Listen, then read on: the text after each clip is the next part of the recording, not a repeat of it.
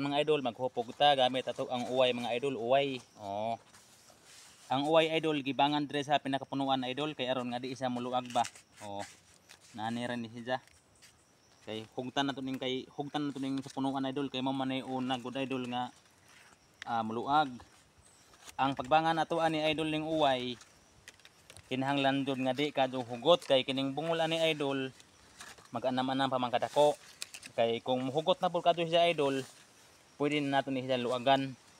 O lahi man siya sa lastiko, pwedeng hugto nimo to kay ang lastiko kuan man to siya idol, adjust man tong lastiko kay kung mudako ag bungol mo inat ang puto siya lahi man ning uway nga di man mo inat ning uway. Hugtan ko ning duro basta di lang mabikil idol, di ni siya maputol. Ingon anay kahanip mga idol og magbakwantag uway o nakalak idol o. Di na basta-basta siya idol muluag.